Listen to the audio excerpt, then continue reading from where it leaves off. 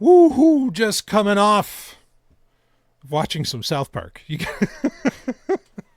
know, I think it's a fun exercise to do, to actually go back and watch South Park from like the beginning, because since it's a show that concentrates so much on current events, like you get a great rehash of so much shit that's happened that I think most people have probably forgotten about, and things that seem like world ending, not like Satan throwing some kind of Sweet 16 party or something like that.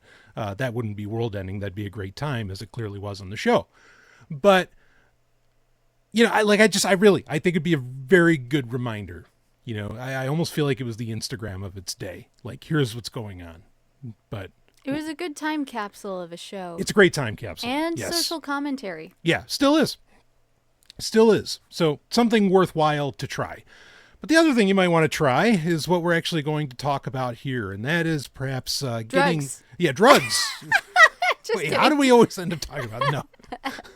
I mean, I guess drugs did elucidate this inspiration you had, this conversation that I we're would going say to they have. were the inspiration. Yeah, right. Because, accessing one's or understanding one's energy centers, I think, is a very important thing. And what we talked about in the last episode, this is what we're going to talk about. We've got a book review to get into later, but to open this one up, I think getting into the conversation around, energy centers or chakras, depending upon what tradition you come from. I'll even mix in some Kabbalah here at some point. I think is a valuable thing to get into. So Ellen, do you want to give a little background as to what exactly, brought this on for you? Like, how did this occur? How did you suddenly say, whoa, wait a minute, I'm experiencing my energy centers. I'm feeling the wheels. You're feeling the wheels. Turning inside of me. There's a show title, Feeling the Wheels.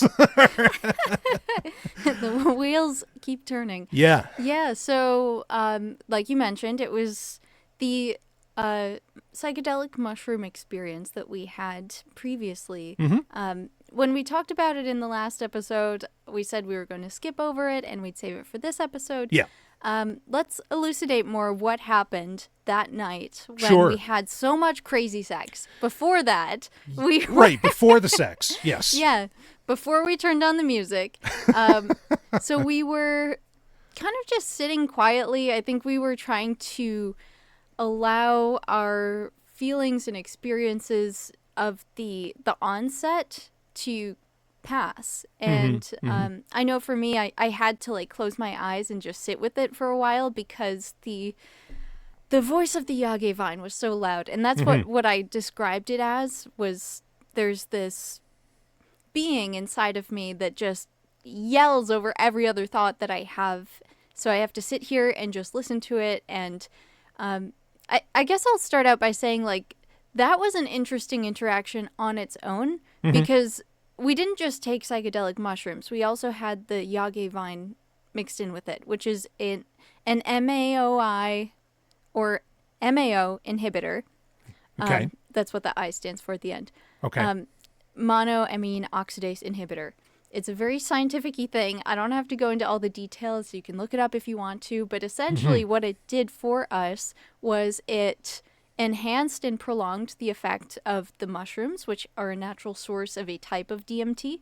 And the Yage itself has a very unique experience that goes along with it in the sense that it's half of the traditional ayahuasca brew.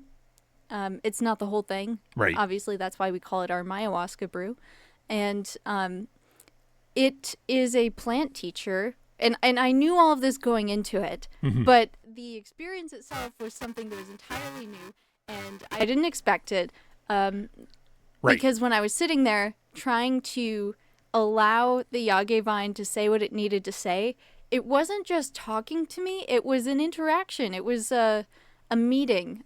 I don't know what it was for you, but like for me, it felt as though I was introducing myself to this plant teacher, this being, and it was like asking to see certain parts of my memories, and I was showing it, and other parts of my personality and experiences, like sharing these things with it. And after we got acquainted, then it kind of settled down. Okay. Yeah, it was so strange. I don't know how else to describe it. I just felt that it was probing me in a way. Whoa. Okay. Did you have anything like that? No. When we were, first undergoing the Yage experience? I can't say that I felt that exactly.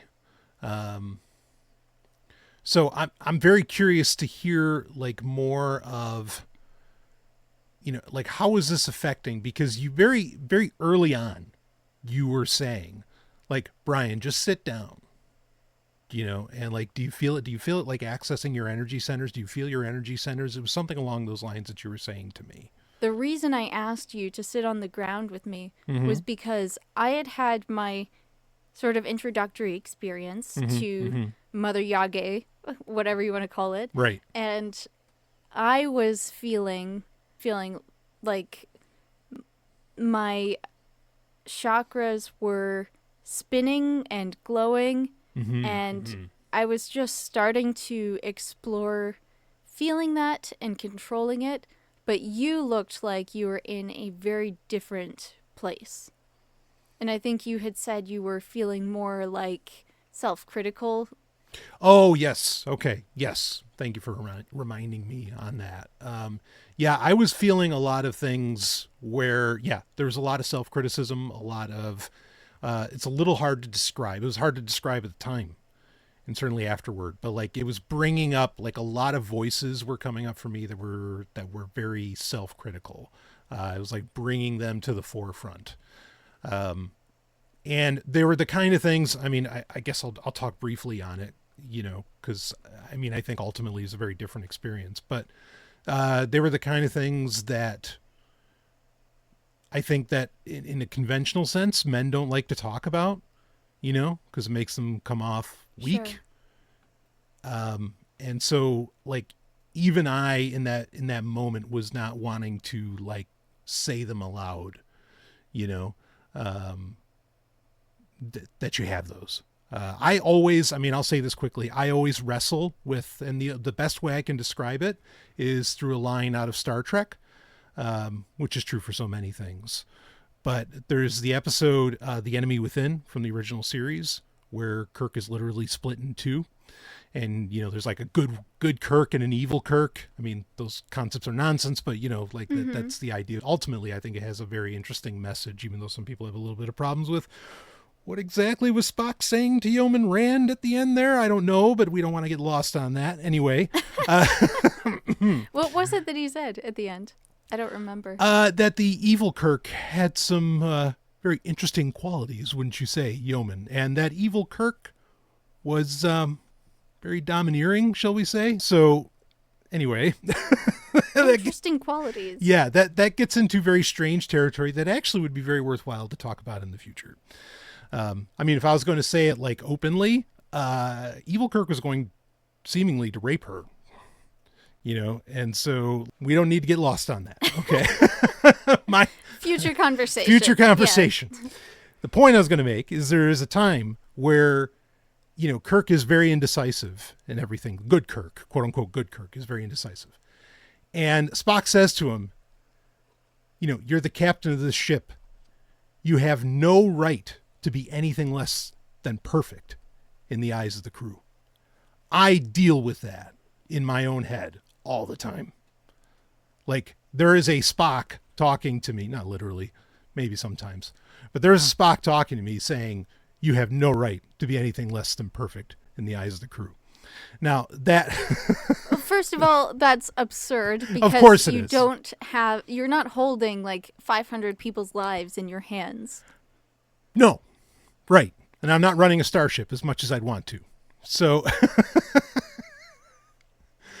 but I take what I do that seriously, I guess. And so I wrestle with that. And so that's why, like the Yage bringing that self-criticism up for me, was a difficult thing, to really deal with and want to vocalize, and so So that's what was happening for me. So I guess I could say yes, it was very much like a teaching thing, and after a fashion, we could call it probing, because it's bringing up these voices of criticism or things I'm supposed to do or whatever, and not comfortable at first, for sure. And I was very grateful when you said, "Hey, Brian, like just sit down." Like, do you feel your energy centers and all that?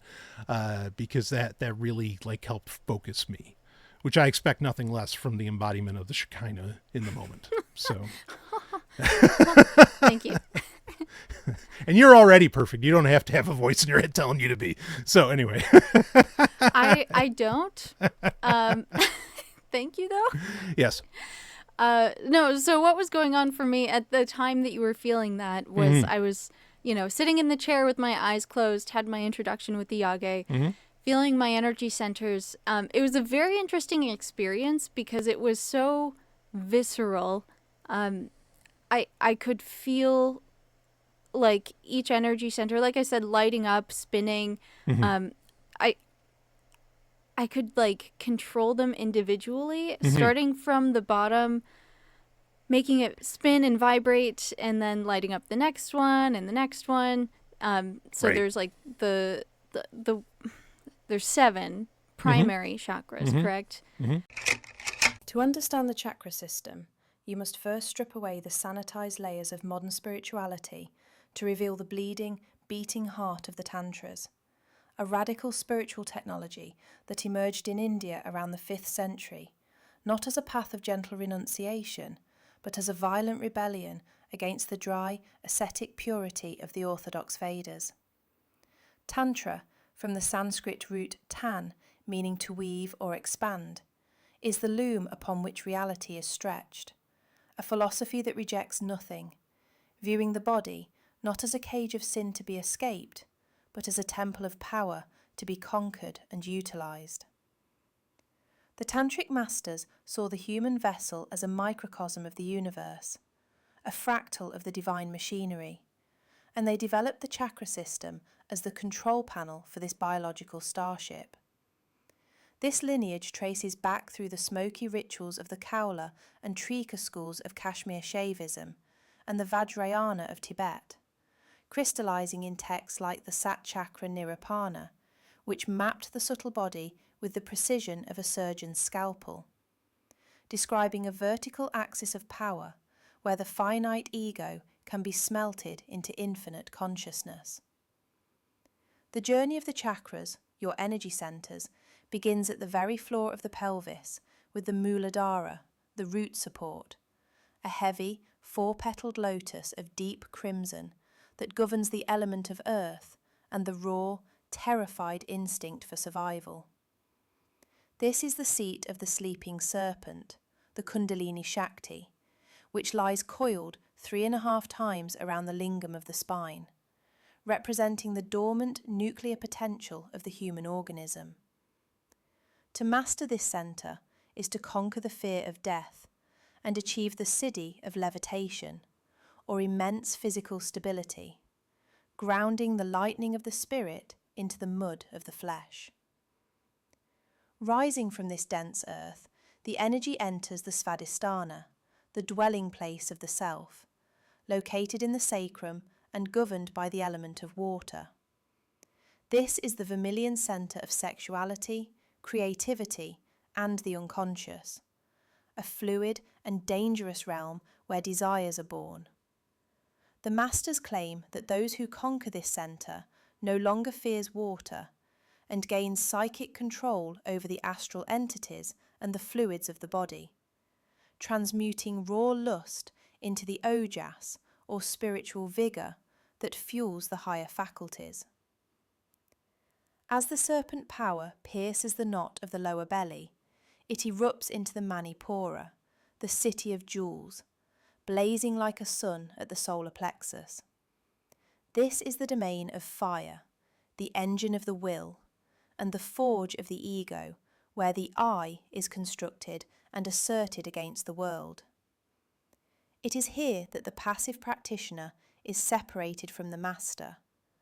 For the awakening of Manipura confers the power to digest not just food, but reality itself, granting the ability to withstand fire and to command the minds of others through the sheer force of presence. Ascending from this furnace, the energy reaches the anahata, the unstruck sound, located at the heart centre. This 12-petalled lotus of green and smoke is the fulcrum of the entire system, the air element that bridges the carnal lower triangle with the divine upper triangle. It is the seat of the Jivatman, the individual soul, and its awakening grants the power of flight, clairaudience, and the ability to walk unseen, as the practitioner learns to balance the terrible distinctness of the ego with the oceanic unity of love. Passing through the gate of the heart, the force enters the Vishuddha, the purification centre at the throat, a 16-petalled lotus of smoky purple that governs the element of akasha, or ether. This is the instrument of the logos, the command, where the vibrations of the mind are translated into the reality of speech. The ancient texts claim that one who masters the Vishuddha becomes a master of all wisdom, their words becoming truth the moment they are spoken, and they gain the power to exist without food or drink, sustaining themselves on the nectar that drips from the moon centre in the brain. The penultimate stage of this ascent is the ajna, the command centre, located at the brow between the eyebrows. This 2-petalled lotus is the seat of the mind itself, beyond the 5 elements, where the duality of subject and object begins to collapse. Here, the practitioner possesses the vision of the third eye, seeing past, present, and future simultaneously, gaining the siddhi of entering another's body, and burning up the seeds of past karma in the fire of direct perception. Finally, the journey culminates in the Sahasrara, the 1,000-petalled lotus at the crown of the head, which is not truly a chakra, but the destination, the void where the Shakti meets her lover Shiva in a cataclysmic union of pure bliss. This is the realm of the absolute, beyond name and form, where the illusion of separation is utterly annihilated. The physical body may remain, but the consciousness has achieved the diamond body, the Vajra, indestructible and luminous. This system, from the mud of Muladhara to the void of Sahasrara, remains the most sophisticated map of human potential ever drawn, a protocol not for relaxation, but for the systematic deification of the human animal, turning the meat and bone of the body into a conductor for the lightning of the absolute. And that's something that I've read in literature before. I've seen online, plenty of people claim these things. Right. I've even had acupuncture before, and I've asked about this, and it's a part of maybe not Chinese medicine, but other Eastern traditions. Big fairly similar. Yeah, Hinduism, Buddhism. I mean, the chakra system finds its way in a lot of different traditions for sure. Yeah, and I've always conceptually understood what it is, but I think this night I had an experience of truth in the sense that you cannot explain truth to a person. It's an experience that you know when you have it. Yeah. And that's what I was having. Yeah. And I could feel each one of them spinning, lighting up, and I was individually controlling it, working up all the way through to my crown. And once I got there, I felt like I was at the level of a divine being, and each of my chakras was like a planetary system that I was controlling. And it was like the ultimate in mastermind mindset, or I don't want to say puppeteering because that gives the wrong impression, but like I had control over my own universe Right. internally. Right. And I felt like a deity. And like just having that level of control and influence and insight, I guess, it was just something I don't think I could access like in a normal state of mind. And it was truly incredible.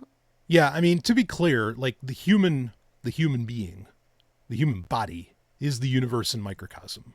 Like that's not just Kabbalah. Plenty of different mystic schools teach that. So for you to experience things that way, for your, I mean, it's one of the odder things in history, in a lot of these mystical texts, is it seems to be describing almost exactly what you were describing, where it's like, oh yes, there's like these spinning galaxies inside of me, but they don't use those words because they don't know what the fuck galaxies are. Well, the word chakra means wheel. Well, right, exactly. And bingo. Okay, so it's amazing that there seems to be this very primitive understanding of things that the primitive should not have known. Not to call them primitives in any like demeaning sense, because I wouldn't do that even with cave people. Cave people were brilliant. Okay, so so I don't mean it that way. I just mean it in the primal, sense, or primordial even sense. So it's a fascinating thing, that like when you do go inward, you do see the universe that also exists outward, and people could do that without even the visual language of what the outward was, of what the universe itself was. But please continue. I'll just say at that point, I opened my eyes and I was talking to you and you told me how you were feeling. Mm-hmm. And I think I somewhat dismissively said to you, well, that's not who you really are. That's just how you feel about yourself, but it's not true. Right. If you look beyond that, you'll see that you're a much more perfect being. Mm-hmm. And that's when we sat down on the ground and I was like, here, try to do this. And I was starting from the bottom, like the root chakra, Mm-hmm. working up through like where the uterus is and my liver and sternum and heart, throat, Right. third eye and crown. And I think for you, it was a little different, right? Oh yeah. Yeah. I mean, the energy flow never got past the crown until later in the night. And I think there's a reason for that, and it's worth describing. Of course, if people listen to the previous episode that we did, we talk about, well, you even mentioned it earlier, like the insane amount of sex that we had. And I think that there is as I'm wont to do, because it is my lens, when you add in Kabbalah to the chakra system, to that concept, you end up with a very interesting pathway of energy. And in I'll say not that it's in any way average, but in the averages, I'll put it that way, that energy travels differently through biological men than it does through biological women. And, I think that we can explore that, but Yeah. Suffice it to say at this moment, like when we had me sit down, I could feel, kind of that spinning, that wheel at my crown, but it didn't go any further at that time. It took a long time for it to go further. So I know you explained this to me at one point, but Mm-hmm. but I was telling you to like try and activate them from the bottom up, but you Right. were saying no, you can't do that. For men, it's top down. So what is the origin of that concept? Sure. Okay. So first off, hashtag not all men. All right. All right, let's just get that out of the way. These things are not, everybody's made of lines and circles. So I want to make that abundantly clear within my understanding of my body. Okay. Yes, that energy travels not from the root up, but from the crown down. It's a descension. Okay, that I've basically like trained myself into through my own lens of Kabbalah. Now, that's not to say, very quickly, that's not to say that I don't understand the system. I very, very much do.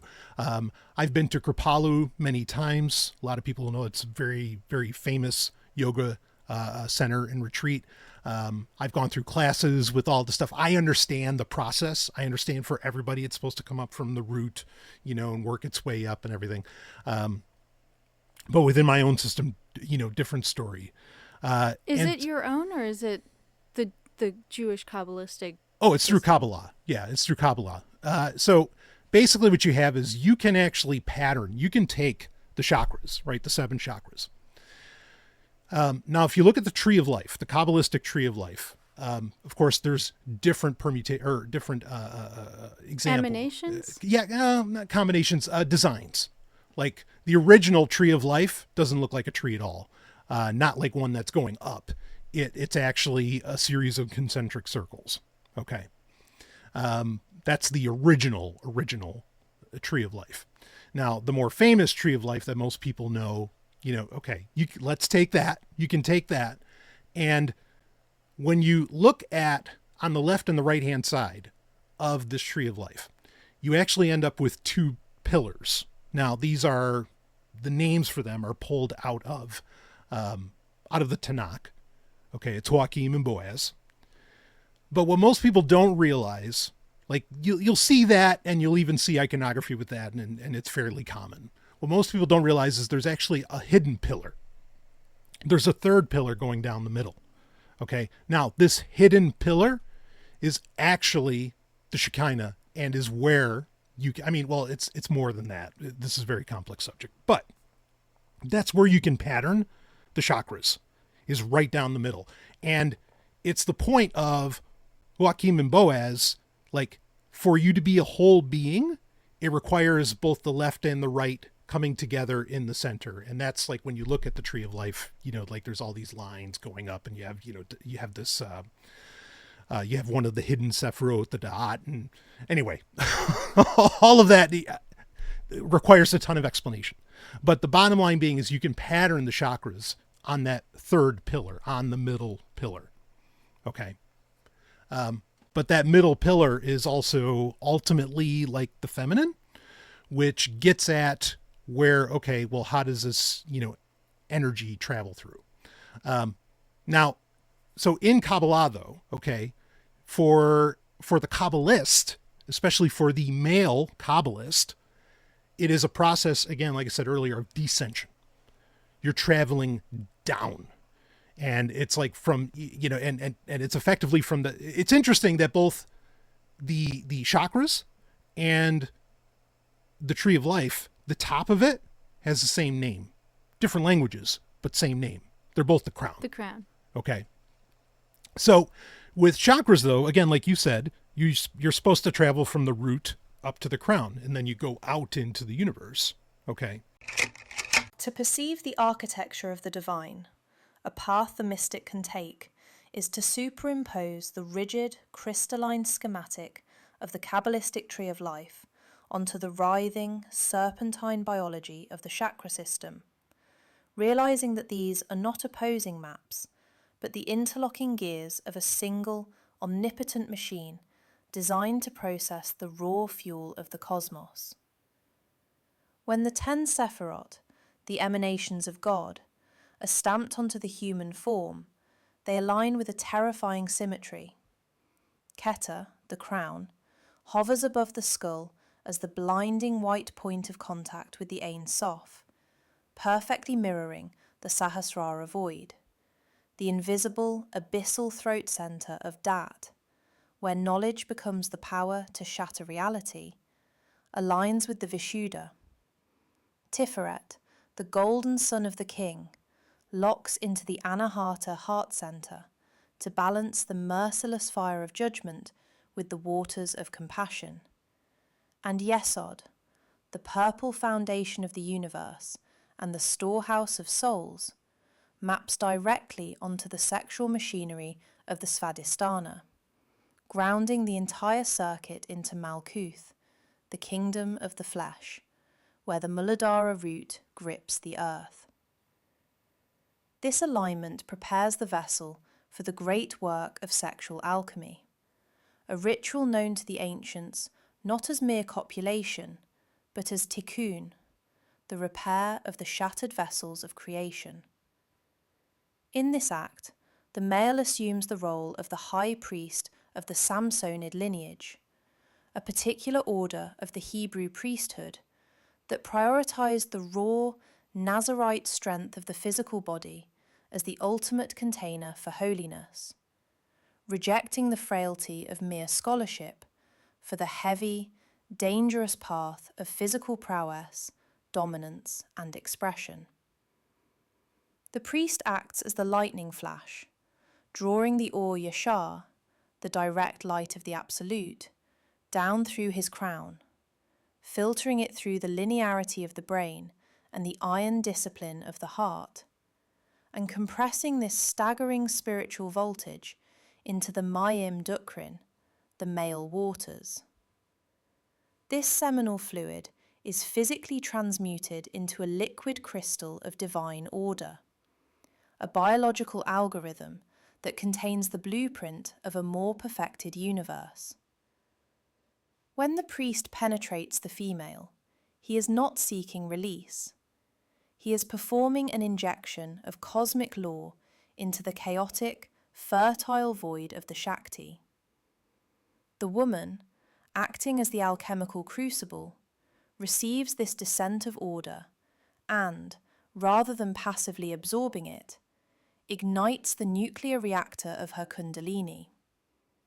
As she writhes in the throes of the Visarga, the great emission and reabsorption, she engages the ancient tantric technology of the Kashmir Shaivite masters, specifically the Kaula rites practiced in the cremation grounds and the stone temples of medieval India.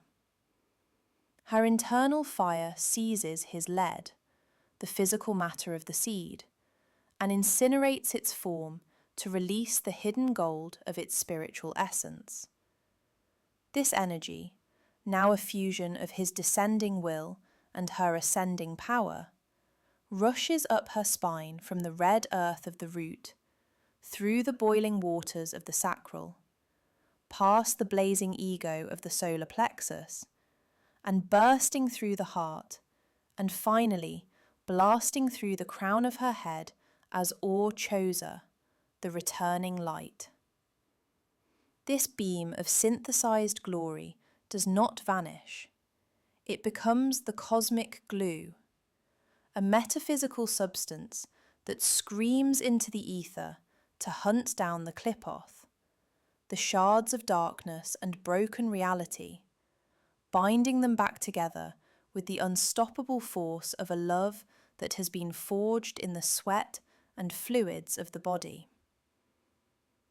This is a secret that has been kept alive by the dangerously liberated mystics of every age, from the Draconi or sacred prostitutes of the ancient Near East, who channeled the goddess in the privacy of the temple sanctuary, to the wild, ash-smeared Avadutas of India, who performed the rite of Maithuna in the open streets to mock the shame of the uninitiated. It is the legacy of these ancient priesthoods who understood that true strength is the ability to hold the voltage of God in the loins without burning up, and the dark wisdom of the Shaivite yoginis, who knew that the moan of a woman in ecstasy, if properly directed, is a sound that can rebuild the walls of the universe. Folks, you could go to like seminary schools and you'll never hear this shit, but it's as ancient as anything you could imagine. Yeah, I mean, as far as the how, it really is, it can be, like I said, there are, Aramaic phrases you could say to kind of like try and help and focus your mind. There's a lot of thought processes and like what you're trying to do, the understanding that you are trying to repair the universe, perhaps. You might want to do it in you could do sigils, that's a possibility as well. That is very effective. But that's basically it, is focusing, understanding that this divine energy or ruach, this type of ruach exists, and you are, recognizing that you're a collector and you're pulling it in. And I'll guarantee you feel it when you try it.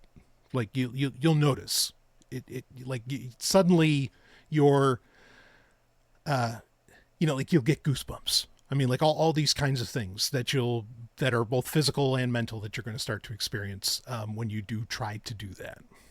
So, this is what was happening for me. And I do think it's very interesting that, I mean, and I talked about this we both talked about this in the last episode, that, especially with the Yage vine, not that we had done it that often, but often when it's like on LSD, sure, we get hot and bothered and sexy and we start fucking. I was, concentrating on that as well.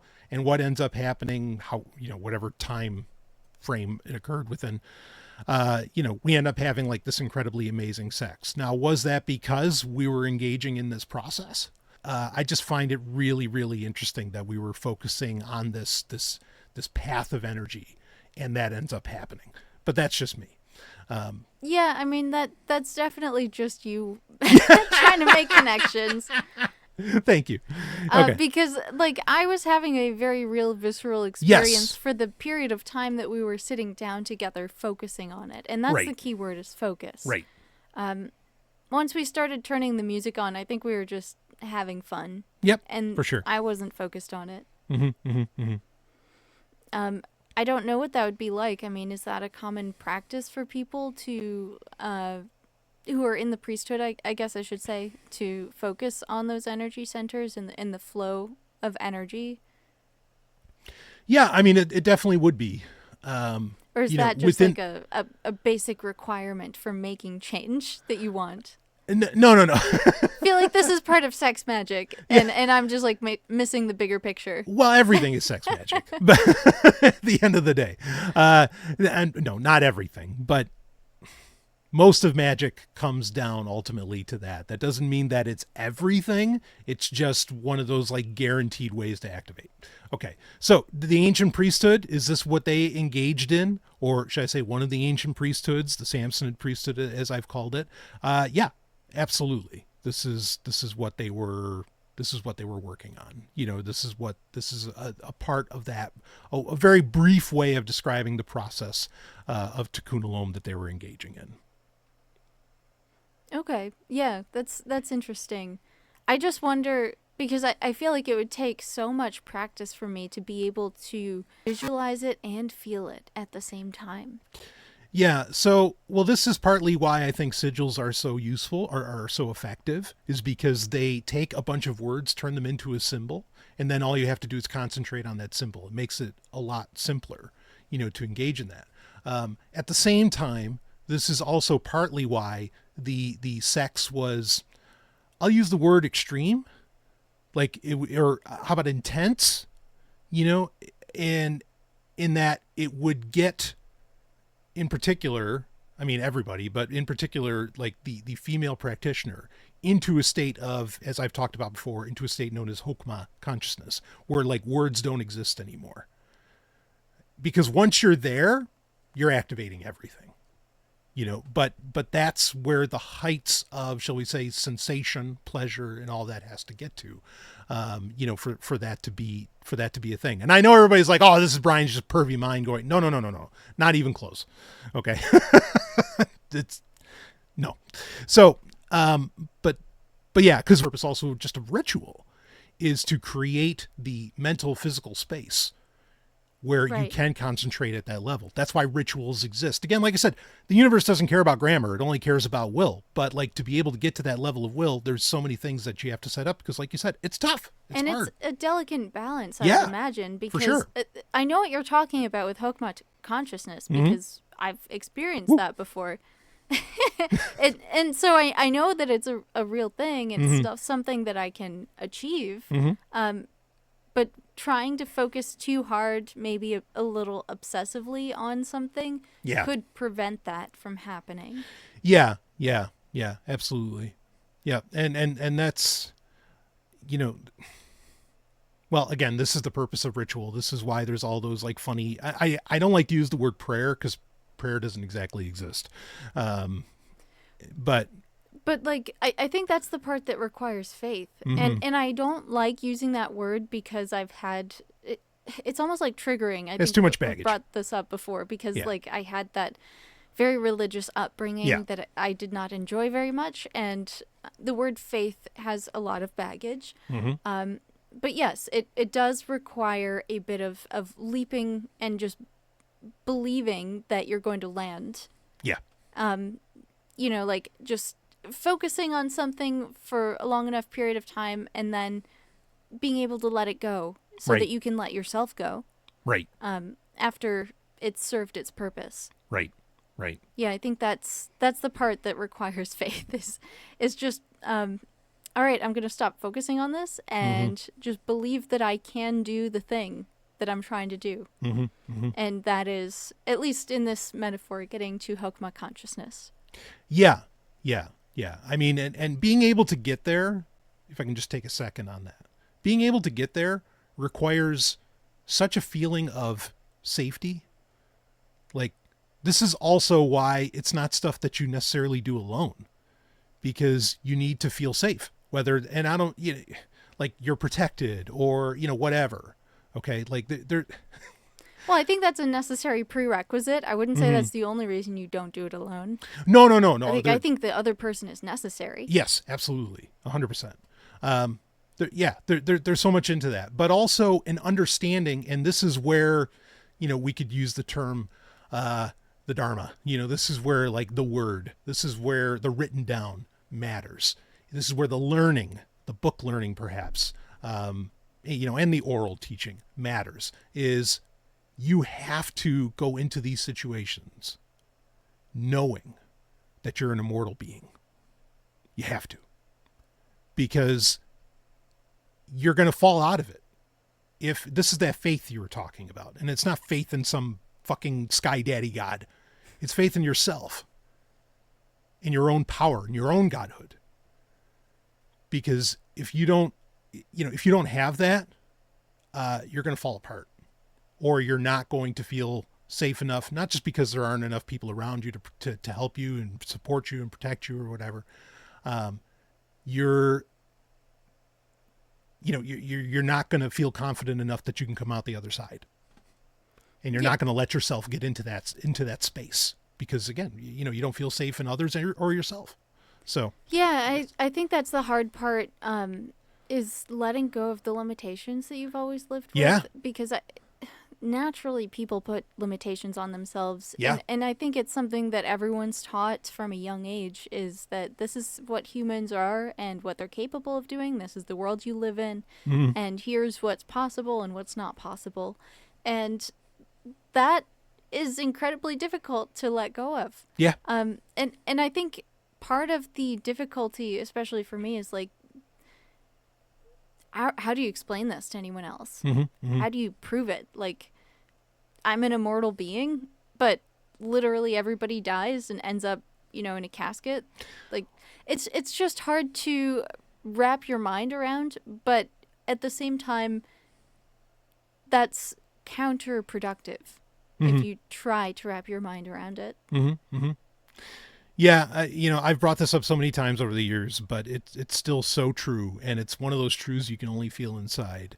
And it's from The Matrix Reloaded, where Morpheus says, "It's like, no, this happened. It happened the only way it could. You know, it like it couldn't happen any other way." And how do you know that? Because we're still alive. You know, and that's it. Like, as long as I know this sounds like kind of funny or kitschy or something like that, but as long as you're alive, like, you're going to be okay. Like, really. Okay. And if you're dead, everything that needs to happen is going to happen. yeah. And honestly, if you're dead, well, oh well, world ended. You know what I mean? Like, for you. But it didn't end. No, it didn't. It didn't. Sorry, I was just thinking Ayn Rand there for a second. Not a great thing to do. But No.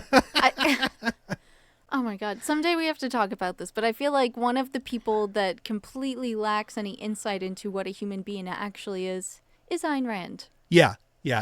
She had a saying where she said that when I die, I don't die. It's the world that ends. And that's absolutely true. That was her saying, is that it's absolutely true. There is a remarkable truth in that, but that deserves a ton of exploration. Yeah, So- but I think she meant it in a completely different way. Oh, I think she meant it in a completely selfish asshole way. Like, Yeah, a very if I'm gone, materialist you all sort of suck. way. So get out. You might as well be dead. Anyway, okay. So I think I took us way off course.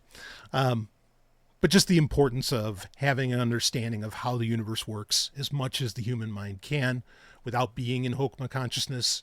You won't get there if you don't have some understanding of that.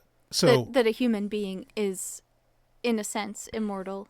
Yeah, ultimately you are. Deity. Yeah, absolutely. And there's so much to unpack within that. That's such a big statement to make, and somehow Robert Heinlein can write a book, Stranger in a Strange Land, and put Thou Art God and get away with it and nobody thinks twice, but you say that to somebody openly, and what the fuck are you talking about? The beauty of fiction, I guess. But regardless, it's still the truth. So these 7 chakras, do you want to talk about them a little bit more? Do you want to dive in more on more of what you were feeling? Why did this impact you so much? Yeah, I guess we can give it a brief rundown. So part of what impacted me so much about this was, again, like I said, it was a truth that I experienced, not one that can logically be understood necessarily. Right. It was the experience of a feeling, in the sense of, when you experience happiness or sadness or any other type of emotion, you just know that that's how you feel. It's not something that you can externally show to other people. It's not something that can be measured. I mean, doctors have that scale of 1 to 10. How are you feeling today? But what kind of a measurement is that? That's totally subjective. Yep. So I would say I knew that I was feeling my chakras in the same way that I know when I'm feeling happy or sad. Except these were... it was a sensation, a physical sensation, but also, because I had my eyes closed, I could visualize it. And I could feel them very, procedurally, spinning and vibrating my root chakra, then the next one up and the next one. And I could feel it rising. I could feel the energy rising through me. And when it got to my crown, it really did feel like an explosion of consciousness of my internal realm. Right. And I think what was so impactful for me was having that experience. I suddenly realized, every day of my life, I've been exerting myself, because I work as an engineer. So I am a hub of communication for a lot of people, and I have to carry a lot of working knowledge with me at all times. And constantly solving other people's problems, constantly trying to walk people through processes of things. I'm always pushing out. I'm always seeking answers. I'm always trying to send messages to people, and I'm pushing out through my crown all the time. I think I said to you, I'm crowning all the time. Yeah. Because I'm just using that mastermind level of consciousness at all times to try and coordinate, to try and plan, to try and execute, and to try and keep all of these pieces working simultaneously together in cohesion. And I think that job, I'm very well designed for that, because I'm good at doing that multi-layered coordination of different tasks and people. But it also makes me just live in my head all the time. And I often forget about my body. I forget about my physical needs. I skip meals often enough. I don't respond to people's messages because I'm too caught up in what's going on in my life. I can't sleep most nights because I'm just thinking about how I'm going to solve tomorrow's problems. Yeah. And that's me being disconnected from my body. That's me being disconnected from my chakras, especially from my root chakra. Yeah, so... I am not rooted. Right. Now, I mean, this is something we talked about, if you don't mind me interjecting. You spend... So there's 7 chakras, okay? 4 of them are... I mean, those aren't the only ones. But No. The primarily recognized ones. Exactly.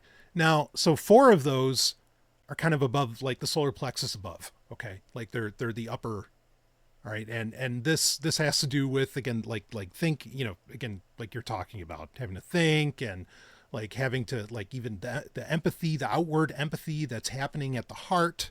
Okay. And we know there's an understanding that the heart is about not even so much about like the inward, it's about the outward, because it generates this electromagnetic field that's literally reaching out to other people and their electromagnetic fields. Okay, Yes. the heart is about connecting with other people. And that's a real thing. That's measurable. 100%. Yes. Yeah. Scientifically measurable. Okay. So, and I hate to be so prescriptive, but I'm going to say, I think that modernity, not just modernity, and actually most of religion has basically forced most women to live in those 4 top chakras. And I would say that's true in the sense that, like, those are the only ones that I access on a regular basis. I certainly do connect with people with my heart most strongly. Yeah. So I would agree with that. Yeah. It's not just women that are forced to live that way, though. No, It's men, too. Yeah. Yes. It's everyone. Yes. Yes. And again, the distinction of man and women, like, understand that I understand. Okay. That it's way more complex than that. It's not that dichotomy. Yeah, exactly. Like, it's not binary. Life is not binary. So, okay. But I think women have to spend a lot of time in those top 4, and they rarely get to pay attention to the bottom 3, Oh, yeah. which are all about appetite. As we found out in the most recent South Park episode we watched, that was actually rated the worst South Park episode ever, The one with about Oprah. Oprah's vagina. Yes. Yeah. Her minge. Who never gets attention. Exactly. I mean, it kind of proved the point. Yeah. like, She's working all the time. Exactly. She never spends any time with herself anymore. Right. And those bottom 3 chakras are not even being activated. Like, Yeah. their attention is not being paid to them. So society forces you into the top 4 as a mother, as a manager, as a whatever, role that you're taking on, because, other people are being sloths, and so who's got to come and pick up the slack anyway. But Because people do dumb things. yes. Because they don't think before they act. Yeah. But religion also basically says deny your bottom 3 chakras. Like, Deny don't- your body. Yeah, deny the body, right? Like, the bottom 3 chakras are very much the animal, right? And Gotta eat. Exactly. And the closer you get to heaven, the crown, the closer you get to the crown, that's when you get to more and more of the divine. Okay. And so, women, quote unquote, just, again, they don't get to travel down all the way. Now, on the inverse, a lot of quote unquote men spend almost all their time in the bottom 3. What's the way to a man's heart? His stomach. Yep. Or his Bottom dick. 3. Yep. It's all bottom 3. The problem is, but that, again, those are the... I would challenge that, though. I mean, Sure. yes, I know that's a saying, but I have so many problems with what you're saying right now. Oh, So I agree. Please continue. They don't, I mean, they're actually, like, those sayings are tropes, are sayings, because they seem to be so widely true. Not always, but very widely true. But they're also a problem. Okay, because that's also highlighting that most men aren't spending time in their top 4 chakras. Okay. And now there's nothing wrong with living in the bottom 3 a bit and being the animal, because it's what you are. Okay. If you're a man, there's nothing wrong with it. Right. Yeah, well, societally, there's nothing wrong with it then, right? But that's the thing, is that, what's the issue? Men aren't spending time in the top 4 as well. They're not doing all 7, and women aren't allowed to do all 7. So it's such an important thing. I didn't mean to, like, go off too much on this tirade, but it's amazing how you can pattern the chakra system, like, over society itself, and you can see, wow, we're not activating all of our chakras, and you can almost bifurcate it. It's really wild. Yeah, and as many frustrations as I have about the way society has been and continues to be, I just kind of want to gloss over that and say that, yes, you have to activate all 7 in order to be a healthy human being. Right. You have to experience your Right. full being, not just your crown, not just your third eye, Yeah. or your voice or your heart. Yeah. you also have to feed yourself. You also have to feed your sexual desires. Exactly. Like, you have to stay grounded. You have to stay rooted Mm-hmm. in your being Mm-hmm. in order to be healthy and fully express the divine energy that is all of you. Yeah, absolutely. And that was something that, like, I was ignoring and really struggling with up until that point. But I didn't even realize it until I had that experience. And that really, I guess, held a mirror up to the way that I had been neglecting that lower portion of myself. Yeah, it really visualized it for you. Is that fair? I guess visualize is one way, but it's more than that. It was like a physical gestalt. It was like, oh yes, this root exists, and Right. I'm supposed to be tied to that, and I haven't been. I've been like floating above it Right. for months. Right. I've got to get myself back down there so that I Yeah. can actually be a satisfied being. Yeah, absolutely. I kind of want to do a little PSA, and we can edit it out if you want. Okay. But so, quote unquote, ladies, please, like, feel free to spend time in your bottom 3 chakras. Okay. But you spend time in all 7, be a whole being. Quote unquote, men. Yes. Access your top 4 some more. Don't get lost in your top 4. Don't stay in the top 4. It's as dangerous for you as it is for women to do such a thing, because you're not a whole being. And I think we're actually ironically, we're running into a very real problem today. Because there are a lot of men who are like, oh yeah, screw the bottom 3, and I'm going to spend time in the top 4. And I think that's how we end up with Silicon Valley asshats and like this potential like AI future, because they think everything's mental, everything's just knowledge and all this shit. I think so. This ties in really well to the book review that I wanted to get into for this episode. The book Ellen Sovryn is reviewing is Michael Talbot's 1991 bestseller, The Holographic Universe. It's a provocative synthesis of theoretical physics and metaphysics that suggests our perceived reality is a sophisticated illusion, a mere projection from a deeper, more fundamental level of existence. The book centres on the groundbreaking theories of 2 prominent thinkers, quantum physicist David Bohm and neurophysiologist Carl Pribram. Bohm proposed that the entire universe is organised like a giant flowing hologram, a hollow movement, where every part of the cosmos contains the information of the whole, and what we perceive as separate objects are actually manifestations of an underlying, interconnected, implicate order. Complementing this, Pribram argued that the human brain itself functions holographically, processing frequencies and mathematical interference patterns into the solid-seeming world we experience, which explains why memories are distributed throughout the brain rather than stored in a single location. By merging these 2 perspectives, Talbot constructs a framework where the rigid boundaries between mind and matter dissolve, allowing him to examine a vast array of anomalous phenomena that mainstream science typically ignores. He explores how this holographic model provides a mechanism for understanding non-locality, synchronicity, and the power of consciousness to influence physical reality through psychokinesis or spontaneous healing.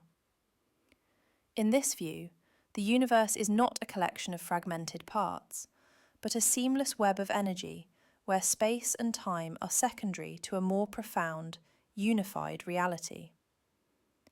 For the mystic, the book serves as a potent reminder that the laws of the physical world may be far more plastic than they appear, suggesting that the human will, once it understands its own holographic nature, possesses an inherent authority over the fabric of existence itself.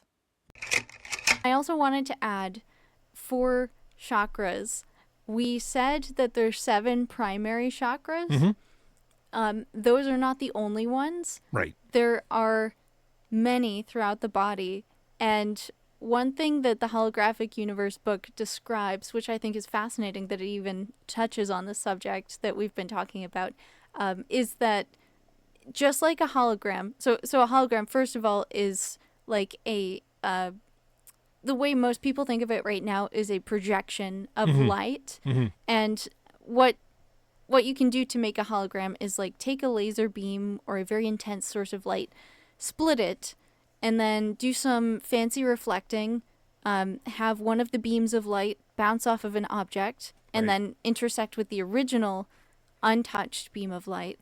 And then if you insert a film after those two light sources have recombined, then you should be able to see on the semi-transparent film a three-dimensional rendering of the object that the light had bounced off previously. Right. And that's how most people think of holograms. I think that's a like the sort of technical definition for how you can make one.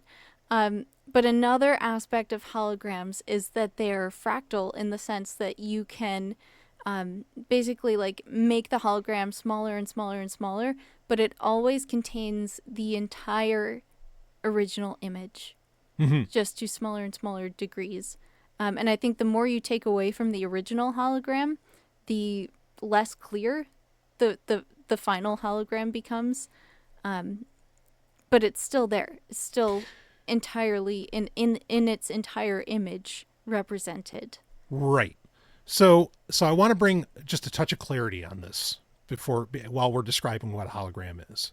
Okay, so I think a lot of people hear the word hologram, and partly due to Star Trek, they think of it as fake.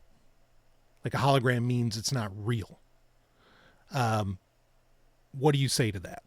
You mean it's just a light projection? Yeah. I think people just instantly come to this, like when they hear the phrase holographic universe, which is a very popular phrase, I mean, partly due to Michael Talbot's book, which came out in 91.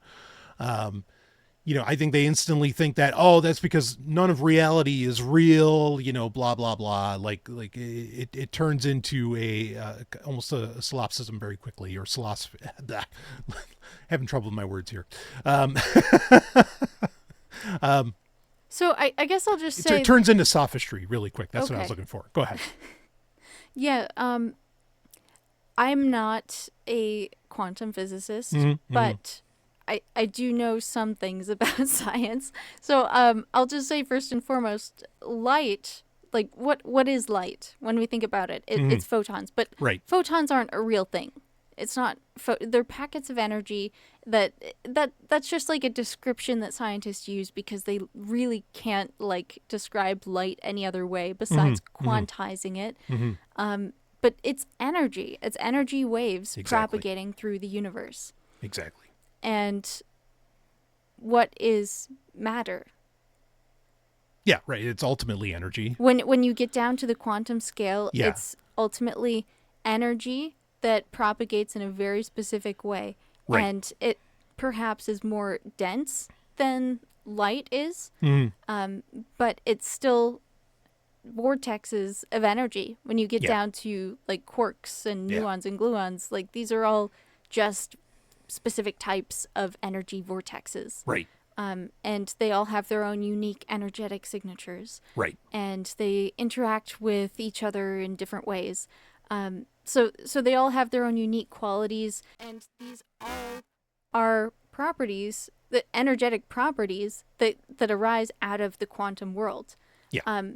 When you touch something, are you actually making contact with that thing? No, it's vibrating against it. Right. It's not even like touching it though. No, there's the strong force that is holding your atoms physically separated. So there's energy fields that interact. Yeah, that's the vibration that simulates tactility. Yeah, exactly. Yeah, it's like holding it's like trying to put together the same pole of two magnets and they just keep repelling They'll just never off really of each touch, other. no matter it's how an hard you invisible try. force field. Yeah, exactly. Yeah, it's the same thing with atoms and with molecules. And so what I'm trying to get at is that like matter and light aren't as different as people experience in their daily lives. Like when you look at it, it looks very different. Yeah. So your mind is so beautiful. So if I condense the statement into this, that look, the energy, you are okay. So the light that makes up the hologram is energy. So the energy is still real. Does that, did I encapsulate that? Like, Yes, yeah, okay. the energy is still real. The energetic pattern is still real. Right. So And reality is still real. yes, You know, okay, the map may not be the territory.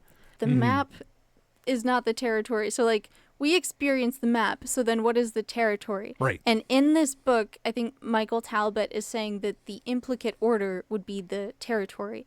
So like we experience in our daily lives a certain order of physics in order to the way that things normally interact with each other. Right. But then there's this substrate layer of reality that's actually far more complicated that holds everything together. So we're not able to experience all of it at once, but it's implicate in the sense that because reality behaves the way that it does, it's implied that there's this deeper layer of reality which holds things together, which ties together strings that like you wouldn't expect. That is, you know, things like ESP and whatever else, like these are moments where you experience the actual, like you really deeply experience the holographic nature, or you get past the hologram perhaps. Yeah, and there's so many things I want to talk about in regards to this book. It's really fascinating. Yeah. But I think I started talking about this because we were talking about the 7 chakras. There's actually more than that in the body. And the nature of holograms are fractals. So the human body, designed after the holographic concept, I guess, the holographic rule, it should also be fractal in the sense that like the smaller and smaller you get, the basic structure still holds true. Right. The original image is still there. Right. And with DNA, obviously that's true. Like, yeah. I mean, how much do you single- really need to make a clone of you? Every know? single Yeah. cell in your body carries the same Exactly. DNA. So like you can take a cell from anywhere in your body and regrow an entire human being. Exactly. It's also true with acupuncture points, in the sense that in every part of your body, there's a representative acupuncture point for another corresponding part in your body. So like the example he talks about is the little man in the ear, which is something that I got to experience firsthand when I was in acupuncture. Yeah. But also in this book, they talk about it in the sense that inside your ear, there's acupuncture points for like your toes, your legs, your hands, your arms, your stomach, your head, your face. Right. So it's a little person represented inside of your ear, but it's upside down. So that concept is also true for every part of your body. So like on your foot, there's acupuncture points for every part. On your hand, same thing. And there are, going back to chakras, there are devices now that are energetically sensitive enough to measure human energy fields. Right. Humans, when we first started designing technology, we were like, build it big and it's going to measure big things. And we could pick up big radio signals and big X-ray signals. Yeah. And the hard part has been getting that technology more and more finite and more sensitive to really low energy emissions. So like human energy fields are really, really low amplitude and low frequency as well. So it's somewhere between like 1 and 35 hertz or something like that. Like the human body can emanate ranges between that.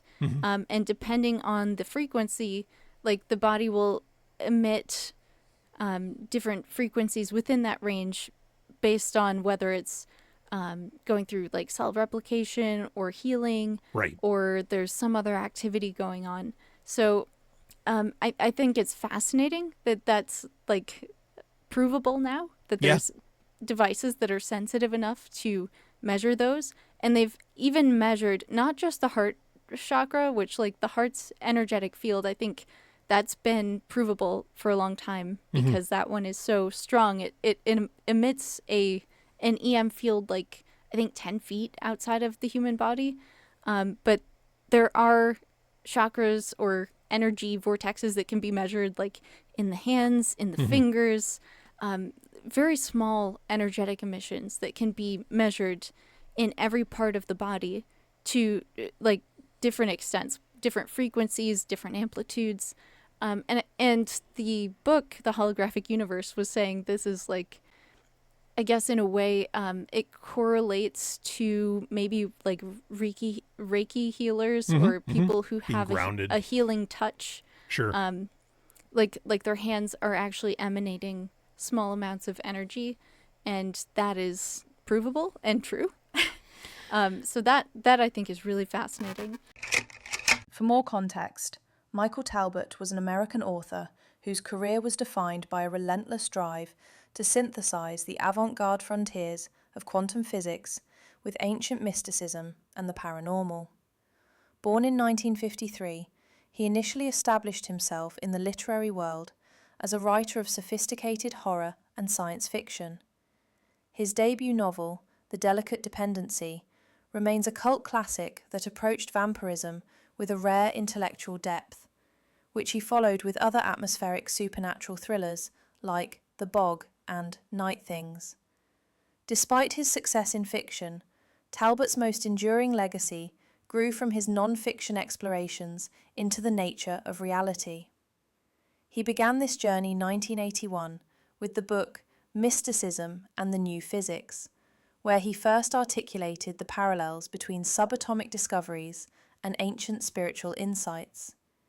He expanded these ideas in Beyond the Quantum, before ultimately producing his magnum opus, The Holographic Universe, in 1991. Beyond his books, Talbot was a prominent voice in the intellectual culture of New York City, contributing to The Village Voice and Omni magazine, and engaging in deep philosophical dialogues on programs like Thinking Aloud. His career was tragically truncated when he passed away from lymphocytic leukemia in 1992 at the age of 38. Even with his life cut short, Talbot remains a pivotal figure for those who reject a fragmented, materialist worldview in favour of a universe that is participatory, interconnected, and fundamentally driven by the power of consciousness. He's a great communicator. He's a great writer, bottom line. Because he himself wasn't exactly, as I understand it, wasn't a scientist, but he's basing his work off of genuine scientific research, like the research of like David Bohm, one of the biggest names of the 20th century. And Pribram. Right, exactly. And others. So, it's not like any of this is, it's not like this is necessarily getting made up, right? I mean, like right. This is based, even though it's coming from, because I think a lot of people would be like, well, fiction writer. Of course, he's just writing more. I actually heard the same thing. I was reading a book about pulsed electromagnetic fields, and the same exact thing was said in that book as well. And that was published, I think, maybe 10 years ago. Okay. So right. It's a much more recent publishing, but saying the same things. Oh, I think Talbot was communicating what at the time was the edge of scientific understanding. And I think his work has only been proven more right, like over time. I completely agree. I'm curious, even though we're saying he's being proven more right, going down the line, but like, were there parts where you're like, that's an interesting turn to take. I can't really think of any time. Did I say something at some point that made I remember there were times like I was disagreeing with him? Well, I don't know that you ever said you were disagreeing with him, but maybe this could be of use to people who may want to read the book. But like, there were points where you'd said, "Oh, I wish you didn't spend this much time on this in this chapter." Do you recall any of that? Oh, yeah. Okay. So that, I think I was saying that in regards to the placebo effect, which is something that so many books that I've read lately, granted, they've all been on kind of similar topics. But, you're on a tear. Well, I've been reading books about psychic abilities. I've been reading books about electromagnetic fields. I've been reading books about, subjects that are cursory, I suppose, but it's all coming together. And I like the biology of belief is another one that's phenomenal. Bruce Lipton's work. really influential to Sure. Michael Talbot in this book. Sure. But yeah, he spent a lot of time in one of the chapters about the placebo effect, just going over example after example of people having miraculous recoveries from conditions, or maybe like when their belief changed, they relapsed, and then their belief changed again and they healed themselves. So it's something where you can like revert or alter a belief and see a very real physiological effect. I think he spent too much time for my liking on that in the placebo chapter, but that's just because I've heard it so much lately. But Yeah. it's a really solid point that he was making, that the placebo effect, I think people just write it off as like, oh, that's just your mind making you believe something is happening when it's not. But it's truly magical that it exists, because that means that your beliefs, your willpower, your thoughts do shape your reality in Yeah. a very real sense. Yeah, I could believe in 1991 that was probably like mind-blowing, to people. Like you said, you experience it a lot, and yeah, I hear it a lot on podcasts now, whenever, it's always like dropped in a similar way to what you're saying, where they're like, yeah, there's placebo effect, and But because, don't you realize what that means? You're That right. means your will determines your reality. yeah, right. Like, that's amazing. Right. And I think, but I say that just because like now I think it's accepted as amazingly commonplace, even though, like you said, it's amazing. Like, how the hell, does that occur? And certainly Bruce Lipton's work does a great job elucidating a lot of that. But, yeah, in 91, that was probably a huge deal. If you believe it, you make it real in your body. Yeah. I mean, I'll say quickly, cause I love bringing this point up. The immune system, well, not just the human, but the human immune system is almost a complete mystery. Like doctors don't understand how it really works. We can only be taught the most basic parts of the immune system, because in reality your body is a soup of like millions of different kinds of molecules bouncing around all the time with different kinetics, and there's like different conformations that things can take on that affect things, the environmental surroundings, the pH, Yep. all of these things, like different cofactors. There's so many variables, and they're constantly moving around, fluctuating. Yep. These molecules are spinning like thousands of times per second. So like there's this insane level of complexity to the immune system Yeah. and to any operation in your body. So yes, I agree that it's impossible to fully understand. But one of the things brought up about the immune system in this book was an example of an experiment that was done with people who had a specific illness, and they were being trained to visualize their body healing said illness. And I believe in this case it was like cancer tumors, like their body eating away the cancer tumors, sending the toxins to their kidneys to get cleared out, and then their like all of their T cells of their immune system flowing into that area.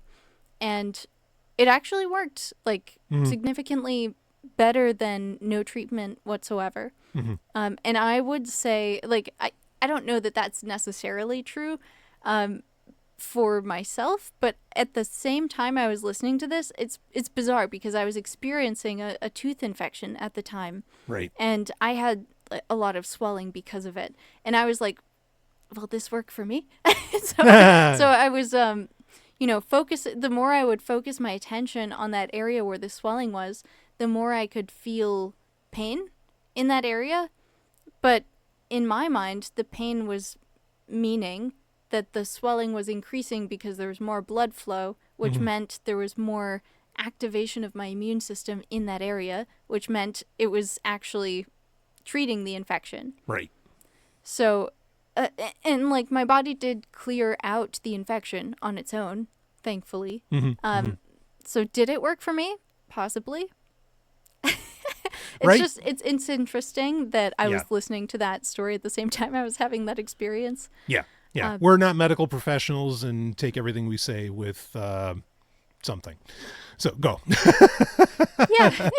I'm not saying like don't get treatment, because I did Right. get treatment. Right. But to a certain extent, like you get to a point where you either have to let your body heal the rest of the way, or continue taking antibiotics or chemotherapy or whatever the case may be for you.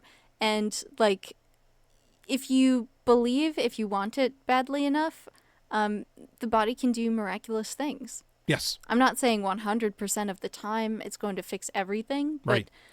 yes, there is proof that you can do these extraordinary things. Yes. Yes. Like healing yourself of certain conditions. Yes. There are genuine medical miracle cases, and there are a lot of them. And yeah, absolutely. Yeah. And so that chapter spent a ridiculous amount of time on that. And that's what I was complaining about. Yeah. I don't think that he was wrong in saying these things, but yeah, it was just like, oh, come on. So what were you wanting to get to? Like, you're like, oh, come on, get past this. What were you wanting to get to? Like, what was so there's exciting? so much. So like one of the first things that was brought up that I was like, holy crap, I've got to spend more time thinking about this, because like it just blew my mind. The brain as a holographic receptor, but it's also a hologram generator. So he just puts this out there, and then he starts talking about it, and like the more he went on, the more it made sense. So our brains, the way that they work normally is there are a bunch of neurons connected together, axon to neuron, and they transmit certain chemical receptors, and they receive chemicals, and they also transmit and receive small electrical currents. And when you have a specific thought or a specific memory, in general, the electrical current travels down a specific path, and you have like specific neurons activated. But it doesn't necessarily have to operate that way. Like, first of all, one of the things that he proved by talking about scientific studies that had disproved this was that thoughts are not localized to neurons. They're not localized to specific parts of the brain. Actually, you can like remove those parts from a person's brain or a rat's brain in the case of the studies we're talking about, and they'll still retain those memories. The more and more of the brain that you remove, like the fuzzier those memories will become, but they don't start forgetting like very specific instances of things. Like, I guess I'll just say more directly, in the case of the rats, the scientists taught the rats how to run through a maze. Then they tried to remove the part of the brain that activated when the rat was thinking about running through the maze. But the rat still remembered how. Right. So then went on this like horrific process of removing parts of rats' brains, trying to localize where the memory was. And it got to the point where they were removing like the majority of the rat's brain. And these poor rats were like dragging themselves through the maze, but they still remembered how to do it. Yeah. Yeah. Well, I mean, a key thing, and we kind of mentioned this earlier with the heart. I mean, there's neurons beyond the brain, like they're not just in the brain for one, to understand that. The brain isn't totally localized, is what you're saying? Yes. Yeah. Yeah. Like not everything is, upstairs. Yeah. But the point that he's trying to make is that like memories aren't localized to a specific part. They're distributed across everywhere. And I think what you're saying is true, and it also ties in the sense that like if your memories are distributed, they're held in your body as well as your brain. Right. And I mean, maybe the quote unquote brain, or the mind, we should say, exists elsewhere, in like some other kind of dimension. Like there's more to the mind than just, the meat space that we recognize on the day to day. So that's the next thing that I wanted to talk about. Sure.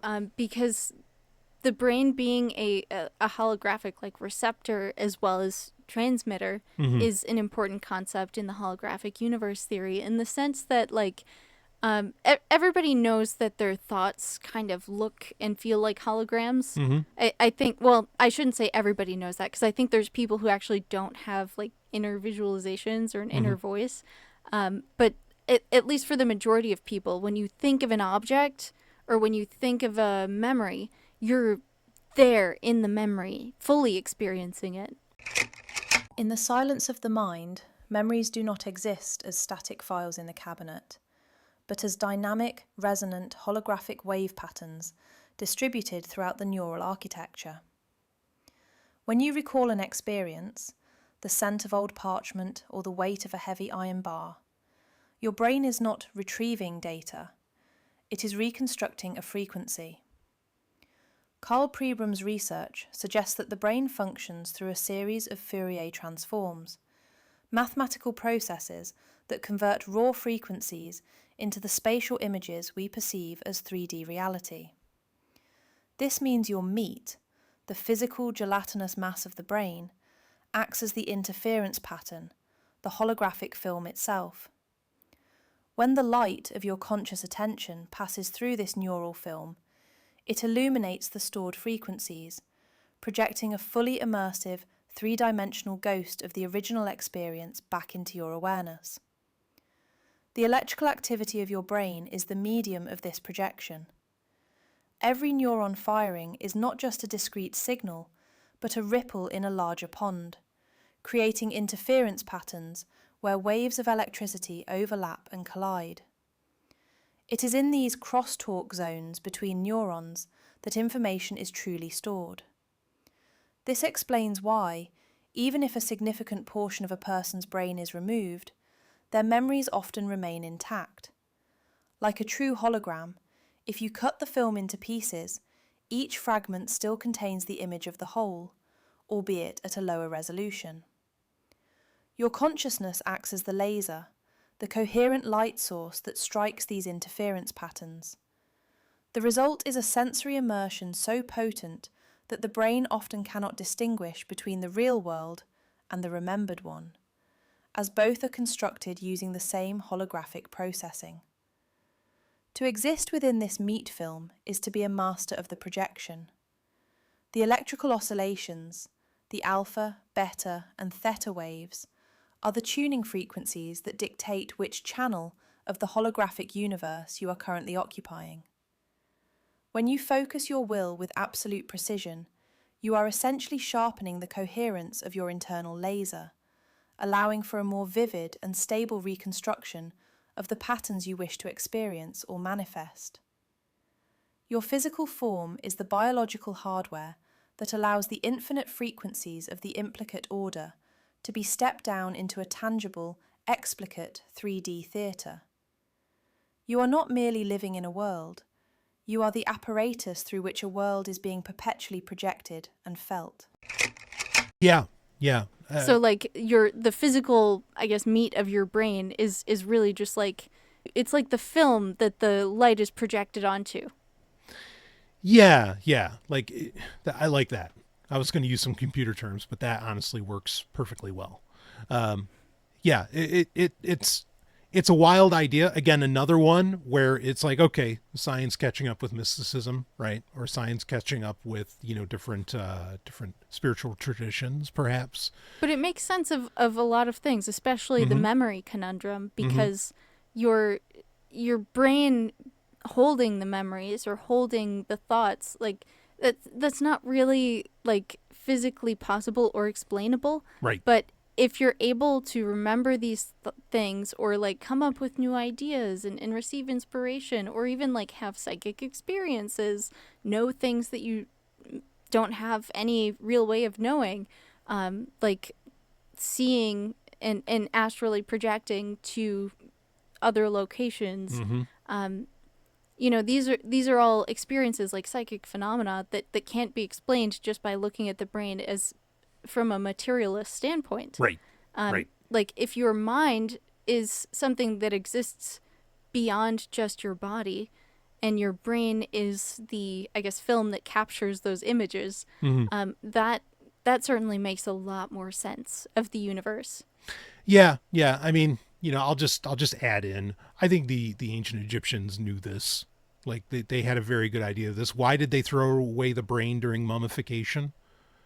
It's because they're like, don't worry about it. All that stuff that was in there, it's out there now. Like, yeah. It's fine. We can access it later. We don't need this thing. Okay.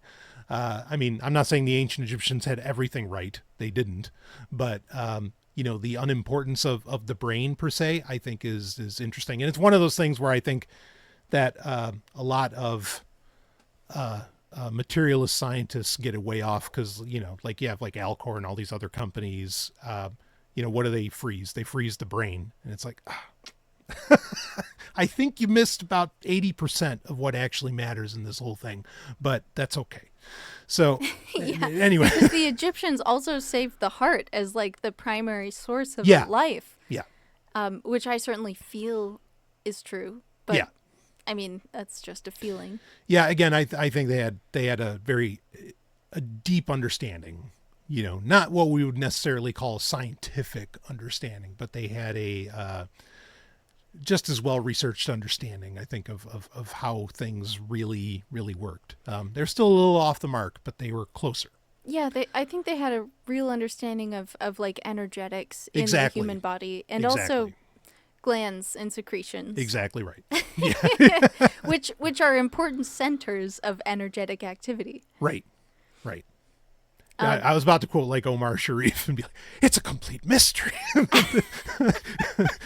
No one understands. And so you see, even the world's top experts have no explanation. Mysteries of the Pyramids, folks. You want to have a good time with Omar Sharif, you go watch that. You're in for a good time. Okay. Let's keep going. Let's look at my cock. So, if you watch it, you'll know what I mean. Yes. Yeah. All right, so just to close up, because I know we're past the hour mark, but Michael Talbot, in this book, he also goes on to explain beyond just psychic phenomena. He goes into a lot of other aspects of reality that I think the holographic theory had a lot of... I guess they give it more of like a believability in my mind. You know, like just because you can't explain how something works, if it's a real phenomenon, you shouldn't discount that it happens just because you can't explain how it works. Right. And there are experiences that people have that cannot be explained by modern science that are still real nonetheless and shouldn't be discounted just because we don't have an explanation. For example, one of the things that he brings up is people experiencing, and I think I brought this up in our last episode too, like experiencing past events in a very real way, like seeing, hearing historical battles or, you know, a traumatic event or something like that. And these are events that can be shared amongst, you know, whoever's present there. In a sense, maybe even time traveling, or whether they go to that time for a brief moment, have an experience, and then come back to their current time, or maybe they're in their current time, but they're seeing and hearing something that happened several hundred years ago. So his explanation for that is, again, there's an implicate order. It's a deeper layer of reality. All time exists at the same time. That's one of the theories he posits, but there are much better, more rigorous scientific explanations for why this is most likely true. Not just Michael Talbot, but but like I'm just saying, like I believe that this is also true and makes sense, and from other scientific and psychic explanations, this is what's most likely true, is that all time exists all the time. We're just seeing like one moment after another of it in this continuous stream that we call the present. But in every space, there's also all time. And like, because the universe is fractal, you know, like you should be able to experience any time, any space, no matter where you're at. But sometimes when you're in specific locations, there are different times that can be experienced by people. Yeah. So Nassim Haramein, I think it might be somebody's work who'd be worthwhile to look into, you know, on what you're talking about. You know, like I think he literally has like a holographic unified field theory that he's going for. Wow. So yeah, totally. Like you said, this has gone well beyond Michael Talbot at this point, you know, and this book, as great an introduction as it was, as great of a communicator as he was, you know, and all this. And, you know, it's important to bring up, I mean, he died. He was amazing. I mean, he was a gay man at a time when that was still not really acceptable. You know, this is somebody who lived with a lot of courage to say these things, to even write this book, you know, and to live that life. He died at 38, think of leukemia. Wow, that's tragic. Yeah. Yeah. But I mean, you know, wow. You know, I mean, this book is still widely in publication. Like this book stands the test of time very well, I think. Yes. Overall. Mm-hmm. And that's really the, you know, for me, the important thing to get out there. And I think it's worthwhile to read, even if some of it like seems like, oh man, well, I listened to a podcast about this that talked about that for 2 hours. That's old hat to me. But like in 1991, no, it was not.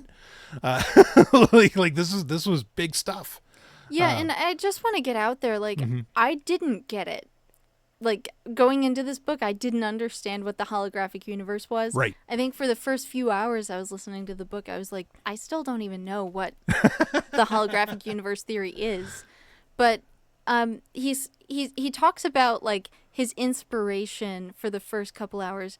Pribram and who is the other? Bohm. Bohm. David Bohm. Yes. And so he's talking about like a quantum physicist and a psychologist, and, mm-hmm. and they're both coming at the same concept from these two very different disciplines, Yeah. and working together to come up with this theory. And it's called a theory, but it's not like in the strictest sense a theory. It's more like a worldview that mm-hmm. has many different points where points of delineation, I should say.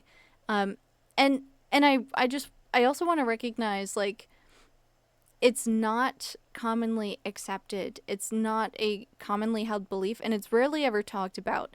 And I think, just to make the point, like, Schrodinger's cat, the idea of, like, the determining the next moment what reality is going to be, depending on random chance, or even, like, the double slit experiment, like, mm-hmm.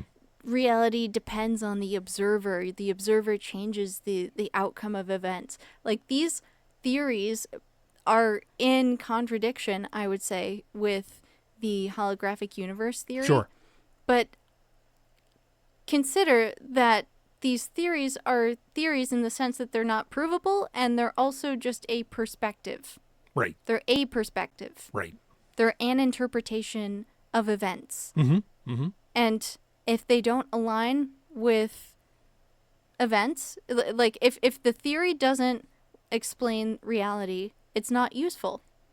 And in a lot of cases, those theories don't explain reality. They explain mm-hmm. some of it, maybe most of it even, but there's still some exceptions. And Right. you have to be able to explain, like, well, if that's the rule, then why are there exceptions? Mm-hmm. Mm-hmm. Mm-hmm. So I just want to encourage people to keep an open mind when they're listening to this book. Yeah.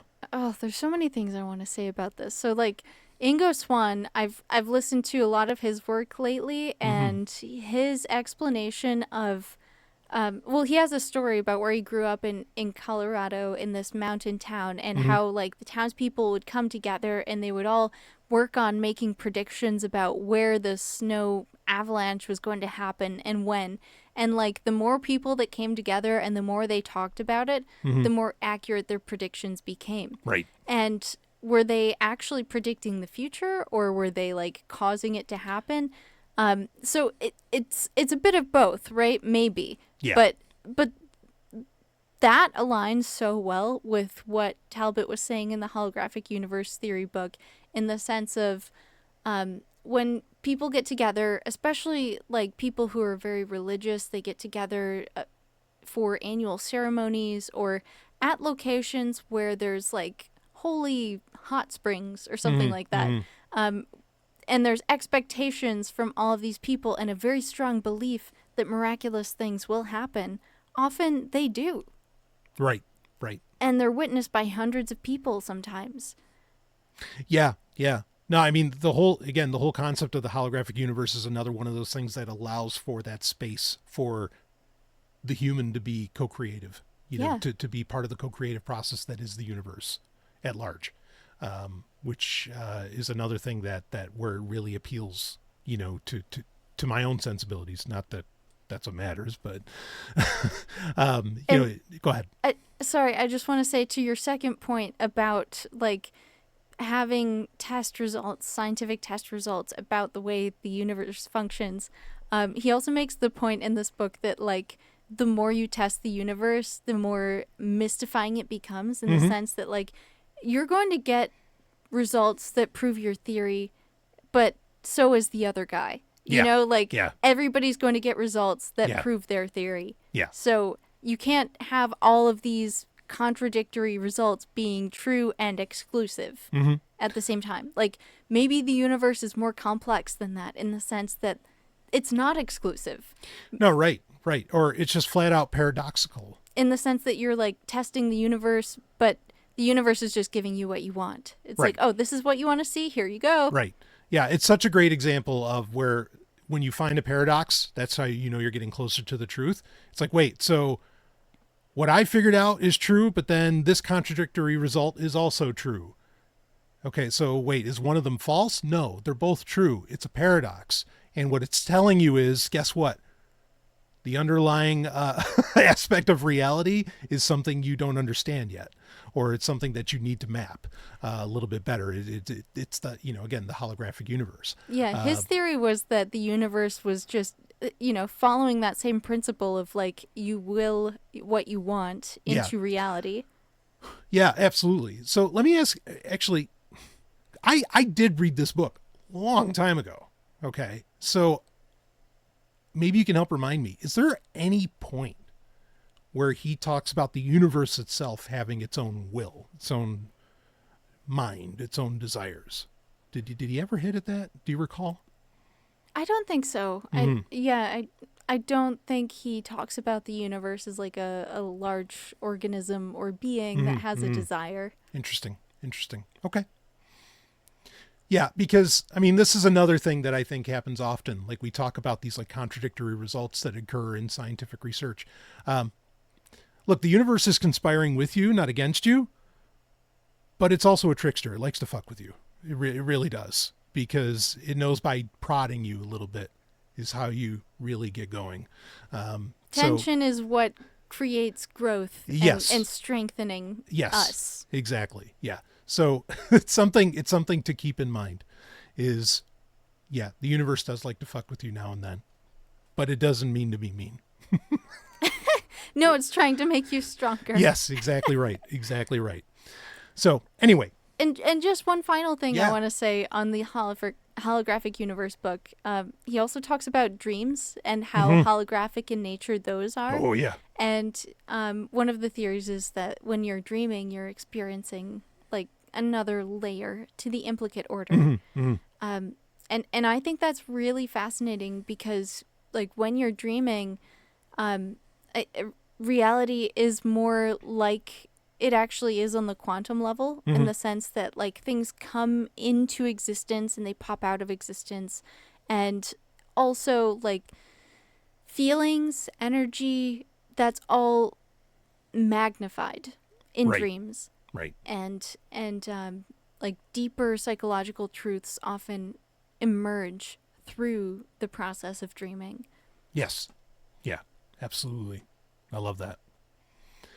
Yeah, I mean, if space-time thought, if, it's all memory, like, then a dream is as real as anything, and, in a very visceral way, Yeah,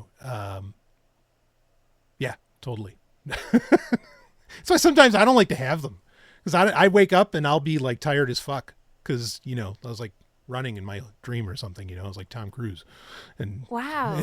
You are not the first person I've heard say that. I have never not liked dreaming unless I'm having a nightmare or something horrifying, but I always find it so engaging. It's interesting. Yeah, it's really only when I wake up and I don't know. I like the idea of rest, of like not experiencing anything, almost like the rest of Sheol. Like that's very appealing to me. Yeah, because I guess to your point, like sometimes if I have an emotionally charged dream, I'll wake up feeling that very strongly. Exactly. And it doesn't correlate to my waking life. No. I mean, it's one of the things I think that paints the reality of dreams.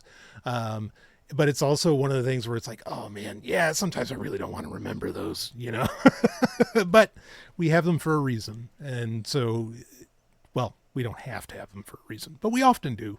And they're important to pay attention to all the same, even if I'm not always the biggest fan.